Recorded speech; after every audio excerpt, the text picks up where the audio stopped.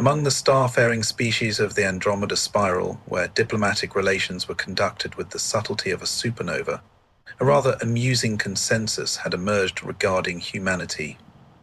Not the good kind either. More like those stale crackers you find at the bottom of the box that nobody really wants, but occasionally someone desperate enough will crunch through anyway. For the past 3 centuries, ever since humanity had stumbled into the galactic community with all the grace of a drunk toddler at a dinner party, the consensus among the starfaring species had been delightfully unanimous. Humans were adorable, harmless, and about as threatening as a particularly fluffy kitten. The Nexari Empire, a charming collection of apex predator races who had turned conquest into an art form, had been especially entertained by this development. They'd catalogued humans somewhere between decorative pets and emergency protein source in their extensive xenobiology databases. The Nexari themselves were what happened when evolution decided to get creative with nightmares. 8-foot-tall reptilian warriors with mandibles that could crack titanium, backed by a civilization that had perfected the art of making other species extinct. They hunted for sport, conquered for breakfast, and collected lesser species like some particularly violent stamp collection. Humans, with their laughably soft skin and complete lack of natural weapons, had become their latest curiosity.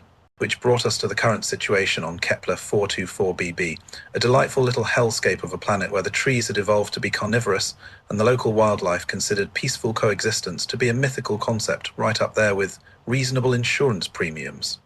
Exmoor, a particularly accomplished Nexari warrior, whose collection of trophy skulls was the envy of his hunting lodge, crashed through the undergrowth with the subtle grace of a falling asteroid.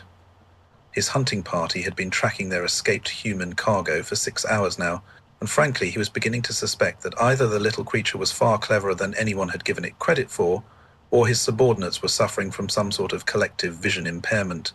The human had escaped during a routine transfer. Apparently someone had forgotten to properly secure the containment unit, which was embarrassing on multiple levels.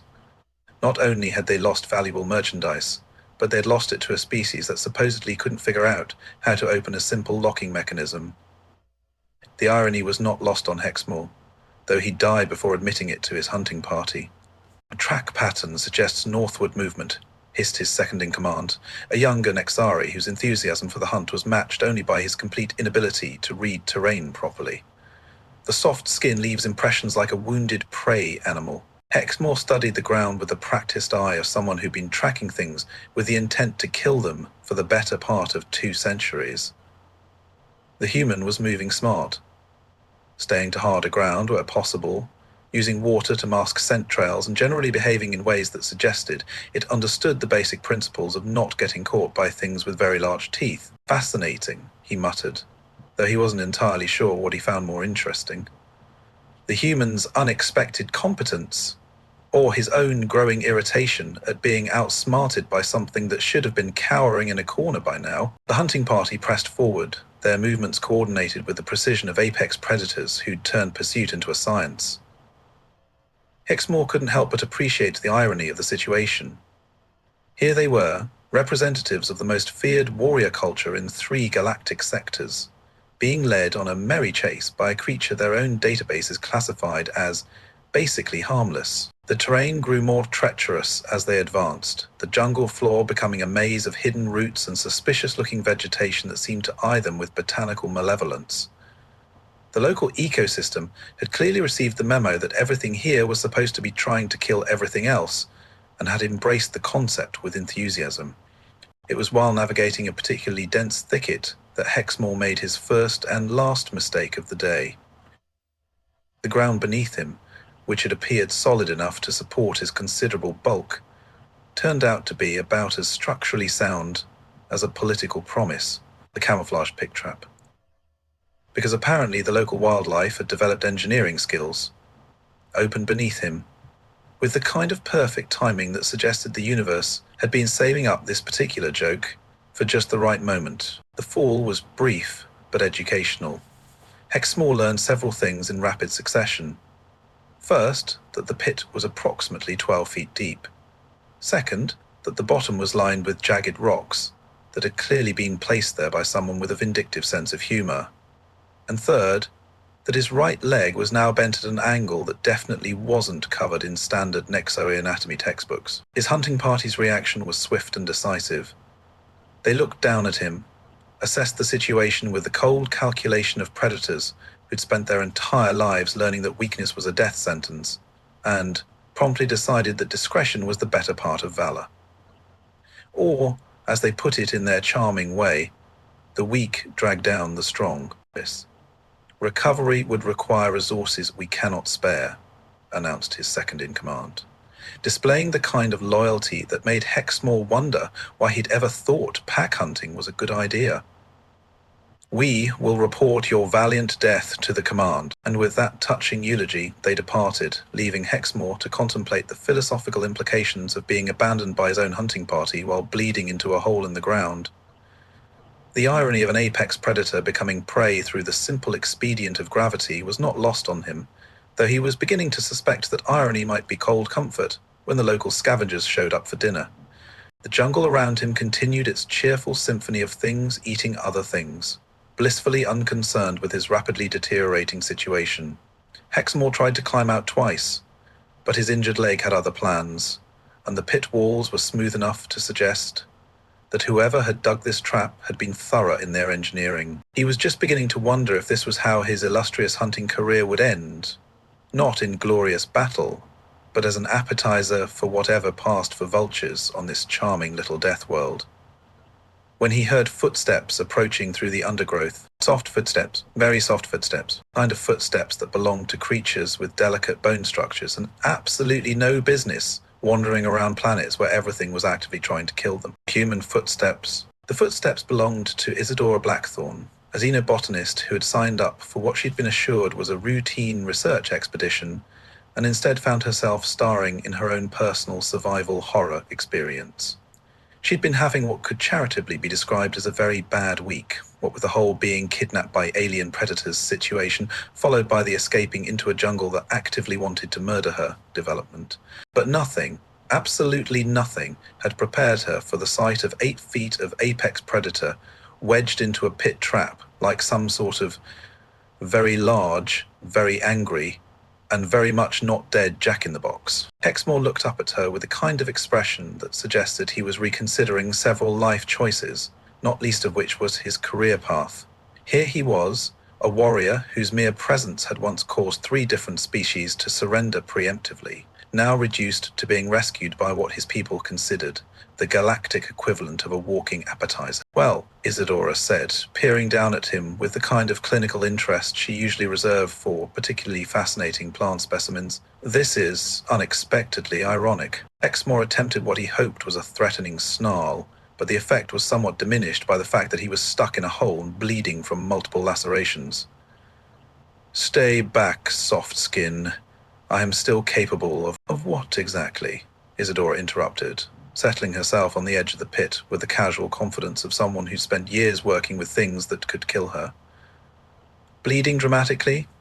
Because you're already excelling at that. The warrior's mandibles clicked in what she assumed was frustration, though it was entirely possible he was just working up the energy to bite her head off.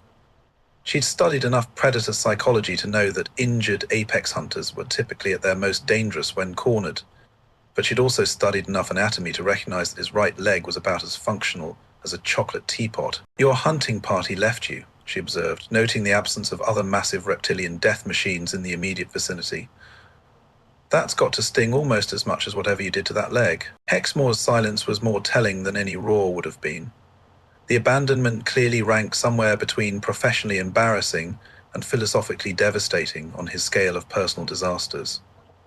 Isadora had read enough about Nextry culture to understand that being left behind was essentially a death sentence, with a side of social disgrace. Here's the thing, she continued, pulling her makeshift medical kit from her pack, a collection of supplies she'd cobbled together from the wreckage of her transport ship. I could walk away right now, probably should, considering that 6 hours ago you were actively trying to turn me into a collectible, but I'm apparently suffering from what my species calls chronic empathy syndrome. She began fashioning a rope from salvaged cable, her movements methodical and practiced. Hexmore watched with the kind of fascination typically reserved for watching someone juggle live grenades, The concept of prey helping predator was so fundamentally alien to his worldview that he was beginning to wonder if he'd sustained more head trauma than he'd initially thought.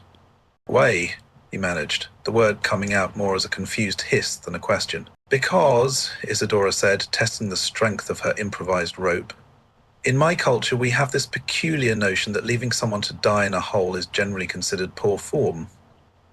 Call it a character flaw." The rope landed next to him with a soft thud.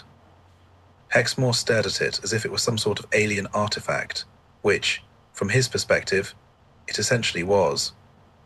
The idea that a creature he'd been hunting would offer assistance was so contrary to everything he'd been taught about natural order that he was beginning to suspect this was some sort of elaborate psychological torture. "This is illogical," he said, though his claws were already reaching for the rope. "I am your natural enemy. My species has enslaved yours. I personally was tracking you with the intent to capture and sell you." "Yes, well," Isadora said, bracing herself to help pull him up, "nobody's perfect." The climb out was an exercise in mutual humiliation and physics. Hexmore was considerably heavier than anything Isadora had ever attempted to haul vertically, and his injured leg made him about as graceful as a falling piano. But between her pulling and his clawing at the pit walls, they managed to get him topside, where he immediately collapsed in a heap of scales and wounded dignity. Isadora examined his leg with the clinical detachment of someone who'd spent years studying anatomy, albeit usually the plant variety. "Compound fracture, some muscle damage, but nothing that won't heal if we can keep it clean and immobilized. Lucky for you, I have some experience with field medicine." "Lucky," Hexmore repeated, the word dripping with irony. "Yes, being rescued by prey is the pinnacle of warrior fortune. Would you prefer I put you back in the hole?" His silence was answer enough. She set about constructing a splint from debris and strips of fabric torn from her own clothing, working with a kind of focused efficiency that came from years of making do with whatever materials were available. Hexamore watched her work with growing confusion, his worldview creaking under the strain of trying to process what he was witnessing. "Your people," he said finally, "they truly abandon no one." "Oh, we abandon people all the time," Isidore replied cheerfully, tightening the splint with perhaps more force than was strictly necessary. "Politicians, telemarketers, people who don't return their shopping carts. But we generally draw the line at leaving someone to die over a broken leg." But the concept was so alien to him that he might as well have been trying to understand quantum mechanics through interpretive dance. In Nexari culture, the weak were culled, the injured were abandoned, and strength was the only currency that mattered.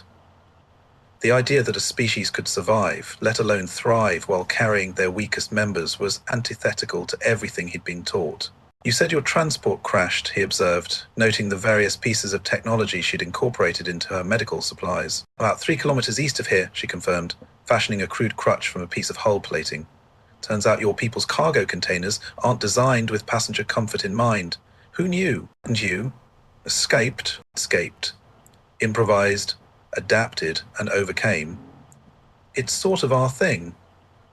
She handed him the crutch with a kind of matter-of-fact efficiency that suggested this was just another Tuesday for her. The locking mechanism was actually quite elegant, once you understand the principle. "Very similar to a puzzle box I had as a child." Hexmore stared at the crutch, then at her, then back at the crutch. The implications were staggering. Not only had she escaped from a containment system designed to hold much larger and stronger creatures, but she'd done it through intelligence and adaptability rather than brute force. The soft skin had outthought Nexari engineering. "Your species," he said slowly, "are not what our databases describe."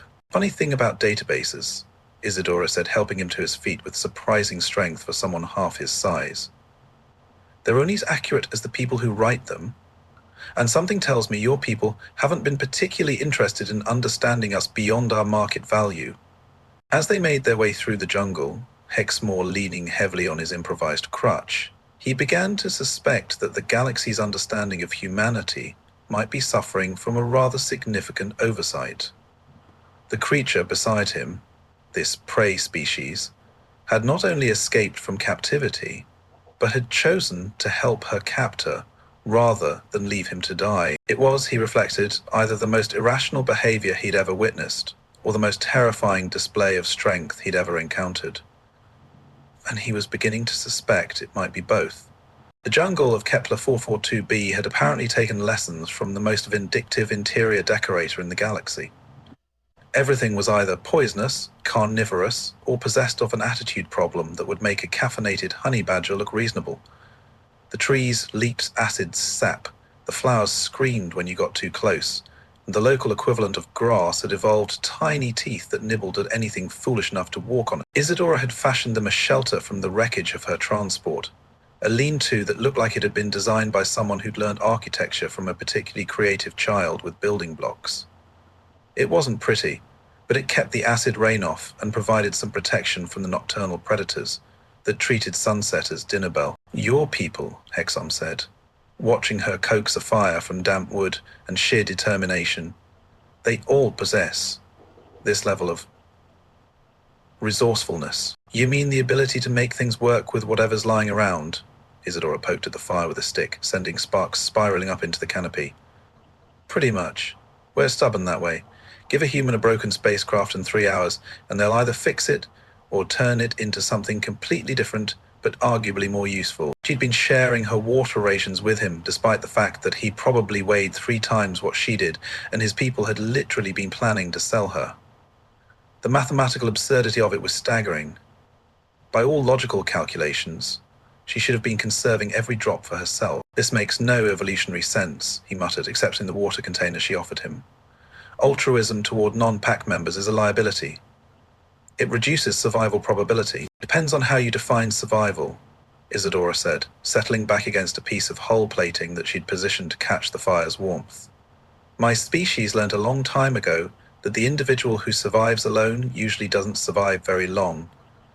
We're pack hunters, just like you, but we define pack a little more broadly." Hexmore considered this while sipping water that, by all rights, should have been reserved for his rescuer's survival. The implications were troubling. If humans truly operated on pack loyalty principles, but expanded the definition of pack to include, well, apparently everyone, then they weren't the weak prey species the galaxy had assumed. They were persistent predators with a pathological inability to abandon anyone. "Tell me about your hunting methods," he said, partly out of curiosity and partly because he was beginning to suspect he'd been operating under some very dangerous misconceptions. "Hunting?" Isadora laughed, a sound that was equal parts amusement and exhaustion. "We don't really hunt anymore. Haven't needed to for millennia. But back when we did, well, we weren't particularly fast or strong, or equipped with natural weapons, so we got creative." She gestured to the jungle around them, where things were rustling in the darkness with intent that was almost certainly malevolent. "We'd pick a target, usually something bigger and stronger than us because apparently my ancestors had a sense of humor, and we'd just follow it. For days, weeks sometimes, not trying to catch it, just being there, always there, until it was too exhausted to run anymore." The concept sent a chill down Hexmore's spine that had nothing to do with the night air. He'd studied persistence predation in theory, but hearing it described with such casual matter-of-factness was unsettling. "You would hunt creatures to death through sheer persistence." "Oh, we called it endurance hunting, but yes. Basically, we'd politely stalk something until it died of exhaustion. Very civilized." She poked at the fire again, sending more sparks dancing upward. "The really interesting part is that we applied the same principle to everything else. Problems, obstacles, seemingly impossible situations, we just keep showing up until physics gets tired of arguing with us." Exmoor was beginning to understand why his people's databases had gotten humanity so spectacularly wrong. They'd catalogued humans based on physical capabilities, strength, speed, natural weapons, and completely missed the psychological warfare aspect. A species that could hunt apex predators to death through sheer bloody-minded persistence was not, perhaps, the harmless prey they'd been assumed to be. "Your escape from the containment unit," he said slowly. "How long did it take you?" "About 14 hours of steady work," she replied, with the kind of casual pride that suggested this was a perfectly reasonable way to spend a day. The locking mechanism was actually quite elegant, pressure-sensitive, multi-layered, designed to resist brute force. But it wasn't designed to resist someone who was willing to spend half a day methodically testing every possible combination of input. 14 hours, he repeated. You worked on it for 14 hours. Well, I had a strong motivation. Your people's hospitality left something to be desired. As if summoned by their conversation, a howl echoed through the jungle, something large and hungry announcing its presence to the world. Isadora reached for a piece of hull plating she'd sharpened into a makeshift blade, her movements efficient and practiced. Local wildlife? Hexamore asked, though he was already reaching for his own weapon. Keika, a pack, she confirmed, listening to the answering calls from multiple directions. 12-foot-tall apex predators with excellent night vision and a really unpleasant attitude toward anything that isn't them. They've been circling us for about an hour. The fact that she'd been aware of the threat for an hour without mentioning it was somehow both reassuring and terrifying. Hexamore found himself reassessing his companion once again. She wasn't just compassionate and resourceful.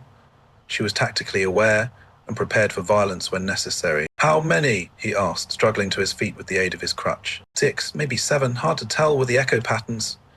She moved to a better defensive position, her improvised weapon held with the kind of familiarity that suggested she'd been forced to use it before. They're testing us, trying to figure out if we're worth the effort. The irony was not lost on him. Here he was, a warrior of the Nixari Empire, about to fight alongside the very creature he'd been hunting, against predators that were quite possibly more dangerous than either of them. The situation had devolved into pure absurdity. Your species, he said, positioning himself to cover her flank despite his injured leg. They often find themselves in situations like this. You mean outnumbered by hostile forces on a hostile planet with improvised weapons and no backup? Isadora grinned, and there was something unsettling about the expression. It's sort of our natural habitat. The first Kithara emerged from the tree line like a shadow given form and teeth. 12 feet of scaled muscle and predatory intelligence, it moved with the fluid grace of something that had never encountered anything it couldn't kill. Its companions spread out to flank them, their hunting formation precise and coordinated. Just remember, Isadora said, raising her makeshift blade, we're not trying to win, we're just trying to be more trouble than we're worth. As the pack closed in, Hexamore found himself thinking that this soft-skinned species might be the most dangerous thing in the galaxy. Not because they were strong or fast or well-armed, but because they had apparently evolved beyond the concept of knowing when to quit. The attack came from 3 directions simultaneously, and Hexamore discovered that fighting alongside a human was like partnering with a particularly creative force of nature. Where he relied on strength and direct confrontation, she used mobility and misdirection, turning the pack's own coordination against them. When the brief, vicious skirmish was over, 2 Kithara were dead and the rest had retreated to reconsider their dining options. Isadora had a collection of new scratches to add to her growing inventory of injuries, and Hexamore had developed a profound respect for human combat tactics. They'll be back, she said, wiping alien blood from her blade. But probably not tonight. Pack hunters don't like taking heavy casualties for uncertain gains. Your people, Hexam said, leaning heavily on his crutch, they are all warriors? No, Iserad replied, settling back against their shelter. I'm a botanist. This is just Tuesday for us. The comm device she'd been working on for the past 2 days chose that moment to crackle to life, its repair finally complete. The familiar hum of an active transmitter filled the night air, and Hexamore felt his heart sink. She could call for rescue, could summon her people to extract her from this nightmare planet, could escape and leave him to face whatever came next alone. Instead, she stared at the device for a long moment, her expression unreadable. The signal will reach human space in approximately 6 hours, she said finally. But it will also be detectable by Nexari forces. You should call them, Hexamore said, though the words felt like swallowing broken glass. Your people, they will come for you. Yes, she agreed. They would. The unspoken question hung in the air between them. If human forces came for her, what would happen to him? Best case scenario, he'd be captured and interrogated. Worst case, he'd be left to die on a planet that was actively trying to kill everything on it. Isadora looked at him, then at the comm device, then back at him. You know, she said thoughtfully, I think this thing might have a few more technical issues to work out. The comm device met its end with a satisfying crunch of circuitry and shattered hope. Isadora looked down at the remains of their salvation with the kind of philosophical acceptance usually reserved for tax audits and root canals. "Oops," she said, though her tone suggested the destruction had been about as accidental as a carefully planned military operation. Clumsy me. Exmoor stared at the wreckage of their communication device, his mind struggling to process what he'd just witnessed. She'd deliberately destroyed her own rescue beacon.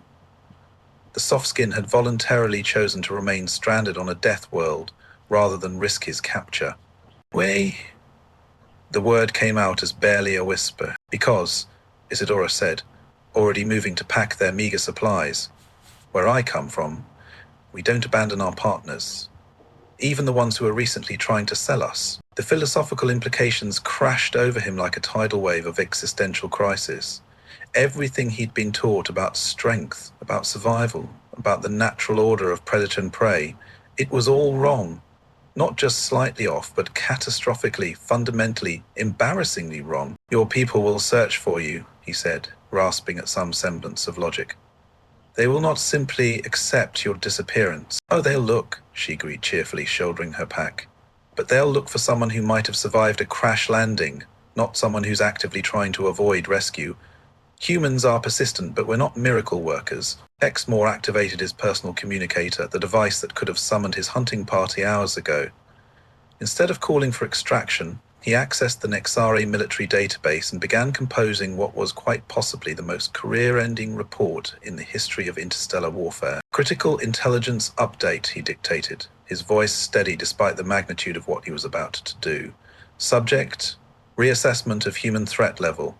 Previous classifications are inadequate." Isadora raised an eyebrow, but continued preparing for their departure. "Writing your memoirs?" "Rewriting our entire understanding of your species," he replied, continuing his report. "Humans are not prey. They are persistence predators, with pack loyalty extending beyond genetic relationships. They display tactical adaptability, technological innovation under pressure, and a disturbing tendency to show compassion toward natural enemies." He paused, looking at her. "They are, in short, the most dangerous species we have encountered, not because they are strong, but because they refuse to abandon anyone they consider part of their pack. And you're telling your people this because they need to know what they're dealing with before they make the same mistake I did." He transmitted the report, effectively ending his military career and quite possibly his life. "Your species doesn't conquer through strength. You conquer through conversion. You turn enemies into allies by the simple expedient of treating them as if they already are." The irony was perfect. The galaxy's supposed apex predators had been so focused on cataloging humanity's physical weaknesses that they'd completely missed their psychological warfare capabilities. Humans didn't need to be stronger or faster or better armed. They just needed to be more stubborn than physics and more loyal than logic. "So what happens now?" Isadora asked, leading them toward the coordinates she'd calculated for neutral space. "Now," Exmoor said, limping along beside her, "we see if your people's legendary persistence extends to rescue operations, and I see if my people are capable of learning from their mistakes." 3 days later, they reached the extraction point, where a human rescue ship waited alongside a Nexari diplomatic vessel. The galaxy's first interspecies rescue operation had been negotiated, appropriately enough, by a human diplomat who'd spent 47 consecutive hours in talks with Nexari Command. As they boarded the neutral transport that would take them both to safety, Hexmore reflected on the cosmic joke they'd stumbled into. The universe had spent millennia evolving apex predators, perfecting the art of survival through strength and dominance, and then it had created humans, who'd looked at the concept of survival of the fittest and decided that fitness was best measured by how many others you could drag along with you. The real apex predators, it turned out, were indeed the friends they'd made along the way.